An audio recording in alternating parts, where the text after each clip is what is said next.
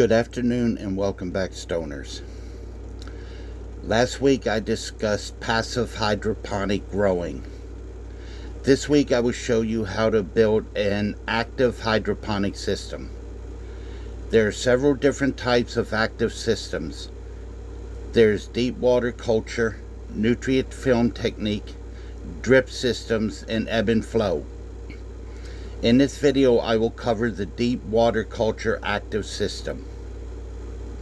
Next week's video I will show you how to set up a few more active systems. Growing your plants outdoors around March and September is ideal because the day and nights are both 12 hours.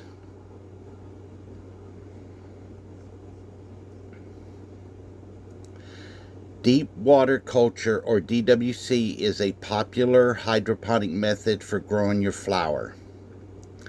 And while it's more commonly associated with indoor setups, it can be adapted for outdoor use. Combining the explosive growth of DWC with the power of natural sunlight can lead to impressive results, but it also introduces specific challenges that require careful management. In a DWC system, the plant's roots are suspended in a reservoir of highly oxygenated, nutrient-rich water. This setup gives the roots direct access to everything they need, leading to faster growth and larger yields. The deep water aspect simply refers to the roots being fully submerged in the solution. The crucial component is an air pump with an air pump stone that consistently bubbles oxygen into the water, preventing the roots from suffocating and help to ward off root diseases. When you take this system outdoors, the principle remains the same, but you need to account for external factors that an indoor setup can easily control.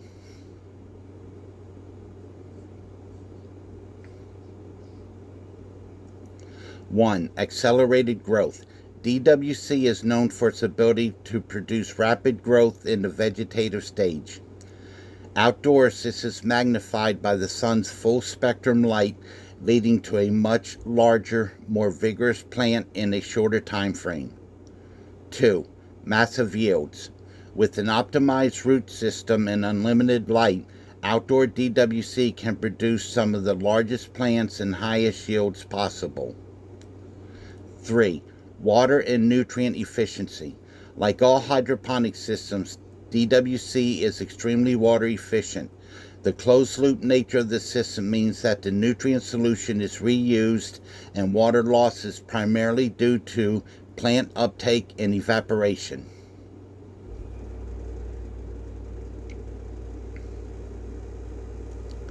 The main difficulty with outdoor DWC is the lack of environmental control. This makes it a high-risk, high-reward method. 1. Water temperature.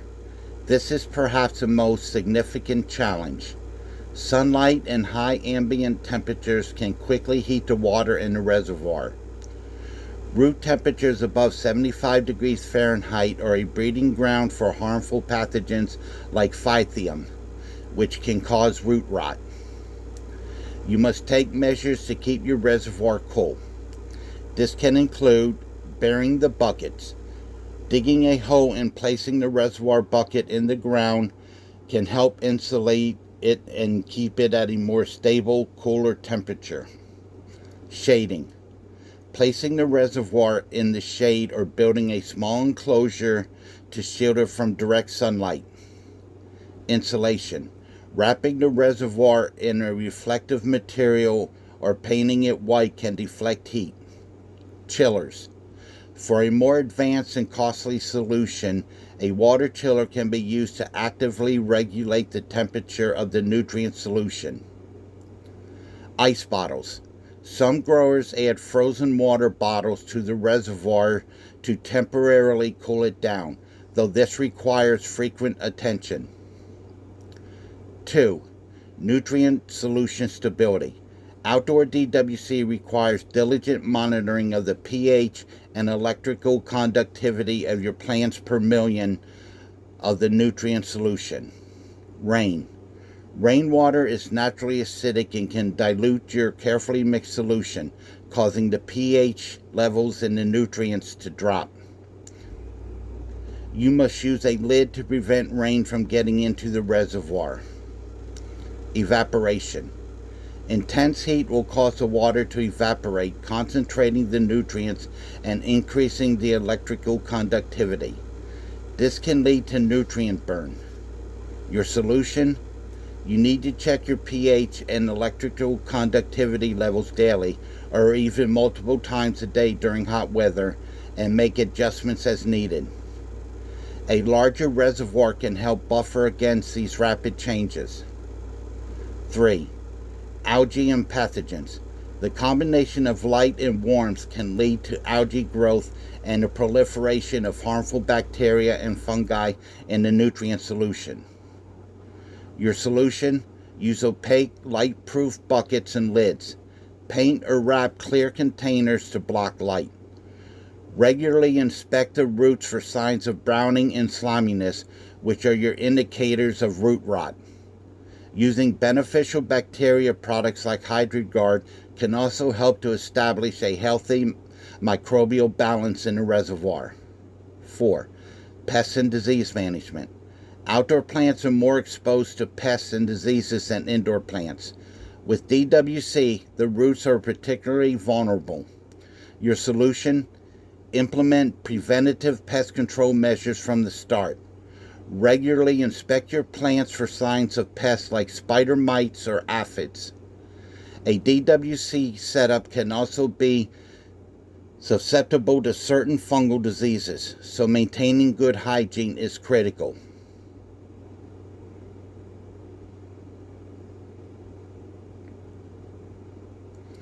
A reservoir. A 5-gallon bucket with a light-proof lid.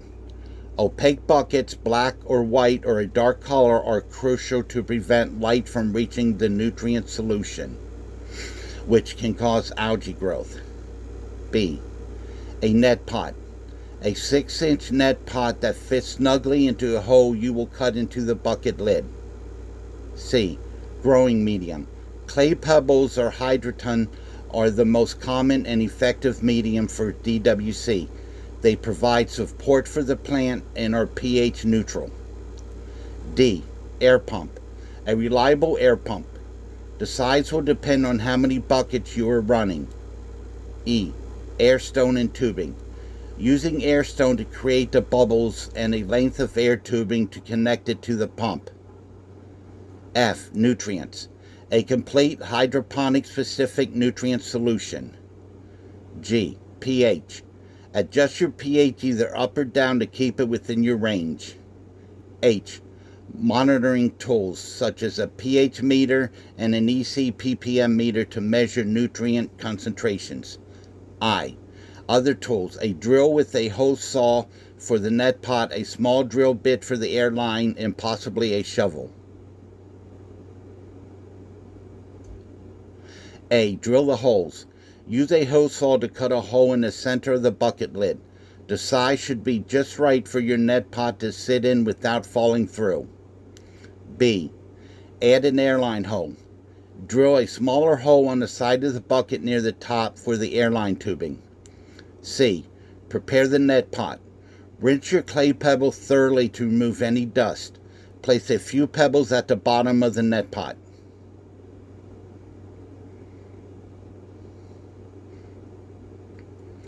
A. Fill with water. Fill your bucket with dechlorinated or reverse osmosis water.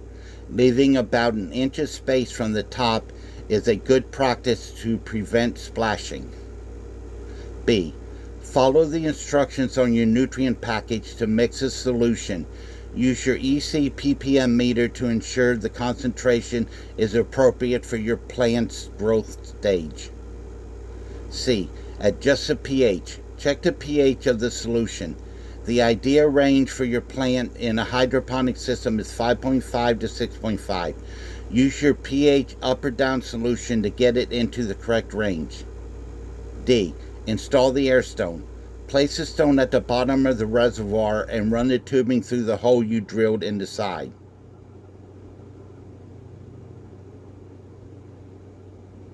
This is the most important step for an outdoor DWC setup. High temperatures will destroy your plant's roots.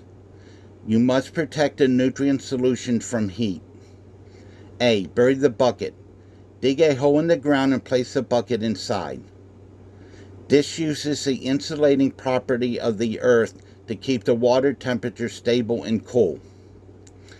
Leave just the top of the bucket exposed for access. B. Shade and insulation. If you can't bury the bucket, a DIY solution is to paint the outside of the bucket white to reflect sunlight, or wrap it in a reflective material like Mylar or a solar blanket. You can also build a small shade structure over the bucket itself. C. Water chillers. For a more advanced setup, you can use water chiller to actively regulate the temperature of the nutrient solution. This is a significant investment but offers the best protection against heat.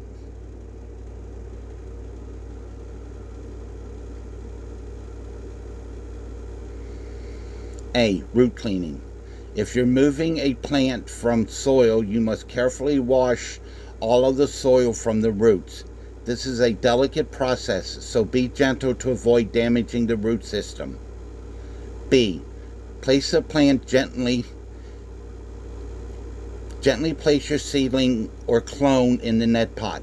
The bottom of the net pot should be just touching or slightly submerged in the nutrient solution. C. Pebbles.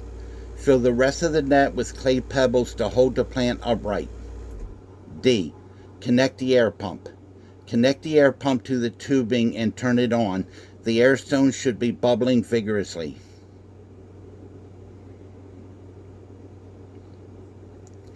Once your system is set up, you will need to be a diligent caretaker.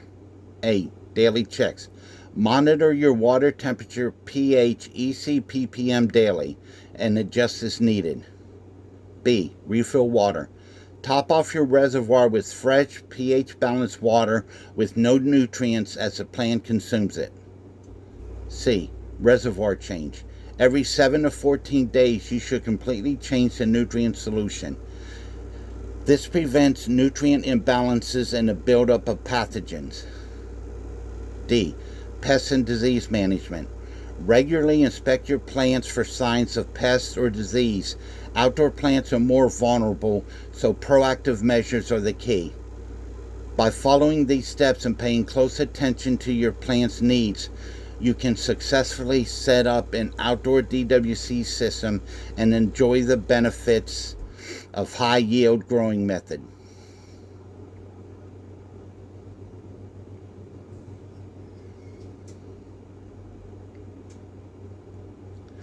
The easiest way to germinate your seeds is the paper towel method. Take a large paper towel and wet it lightly. Wrap your seeds in it. Set a plate on top of it so that the paper towel doesn't dry out. Put it in a drawer or closet for 24 to 48 hours. Once your seedling has a small taproot, it can be transplanted in the net pot.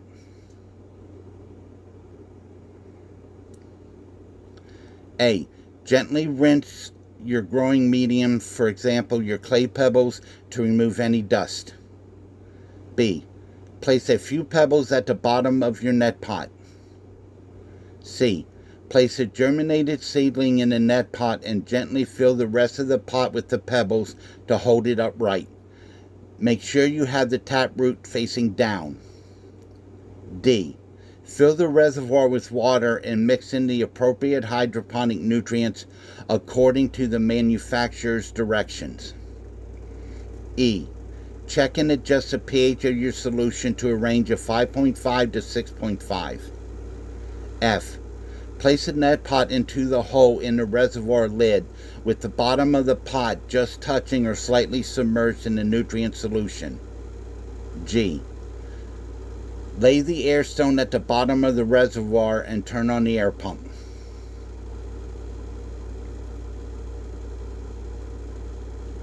A. During this stage, your plant will grow leaves and stems at an accelerated rate. B. Check your pH levels daily, making adjustments as needed. C. As your plant drinks the water, the nutrient levels will become concentrated. You can top off your reservoir with pH balanced water without nutrients between full reservoir changes. D. Change the entire nutrient solution every 7 to 14 days to prevent nutrient imbalances and a buildup of pathogens.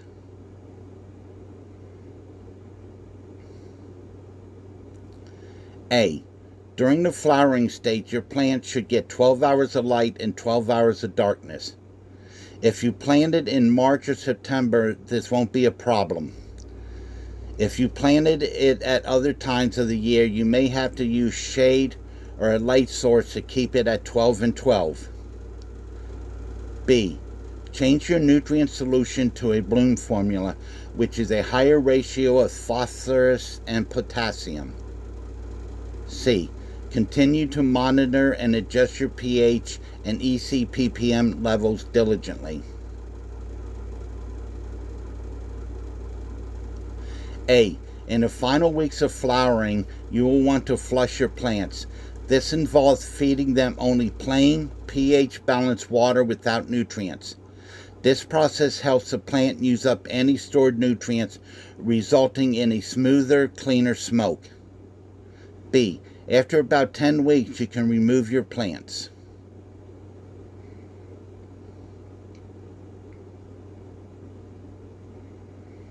A. Drying. Make sure to trim off sticks, stems, branches, and leaves before drying. This will lessen the drying time. Hang your plants upside down from a line during your drying time. This will prevent the buds from becoming misshapen. If you trim your buds before drying, place them on the drying tray. Allow your buds to dry for 2 to 7 days. Any less and the outside of the buds will be dry, but the inside won't. Any longer and your buds will start to develop mold. Check your buds after 2 days. If you bend the stem and it snaps as opposed to just bends, then your buds are ready for curing. Make sure your drying room is dark and the temperatures are between 60 and 70 degrees Fahrenheit and your humidity between 55 and 65%. B. Curing. The ideal curing time is 1 to 2 months. Put your clip buds in a clear mason jar about 3/4 of the way full and put the lid on. Once a day, remove the lid of the jar to release moisture and let fresh air in, and then put the lid back on. After 2 weeks, pull out a small nugget to test it. After that, check your buds once a week until they're where you want them to be. Thank you for watching. If this is your type of content, give me a like and a subscribe. It will help me keep the channel going. And as always, stay elevated.